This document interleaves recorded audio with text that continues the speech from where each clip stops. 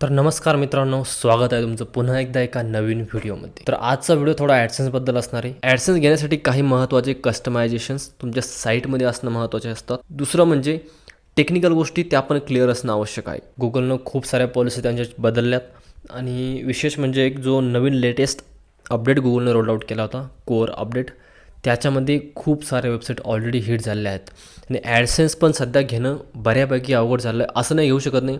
बघा, काही दिवसापूर्वीच मला ॲडसेन्स भेटलेलं आहे. इंडेक्सिंग झालं, कस्टमायझेशन झालं आणि टेक्निकल बऱ्याच गोष्टी त्या जर तुमच्या ब्लॉगवरती चांगल्यापैकी असतील तर नक्कीच तुम्हाला ॲडसेन्स भेटतं.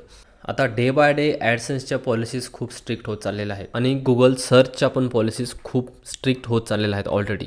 कोअर अपडेटमध्ये गुगलने जवळपास 40% ट्रॅफिक ऑलरेडी डाऊन केलेलं आहे. खूप साऱ्या वेबसाईट डिइंडेक्स झाल्यात आणि खूप साऱ्या वेबसाईटचं ऑलरेडी ट्रॅफिक गेलेलं आहे. आता सॅम्पलसाठी तुम्हाला एक मी वेबसाईट दाखवतो बघा. ही वेबसाईट, हिचं जवळपास पूर्णच ट्रॅफिक गेलं आहे. खूप साऱ्या वेबसाईट्स जात्या, त्यांचं ट्रॅफिक ज्यांना बऱ्यापैकी त्यांचे कीवर्ड्स रँक करत होते त्यांचे आता डायरेक्टली 0 कीवर्ड्स रँक करत आहेत आणि हे खूप साऱ्या वेबसाईटसोबत ऑलरेडी झालं आहे. माझ्या पण 1-2 वेबसाईट हिट झालेल्या आहेत आणि डेफिनेटली मी त्याच्यामध्ये चुका केलेल्या होत्या.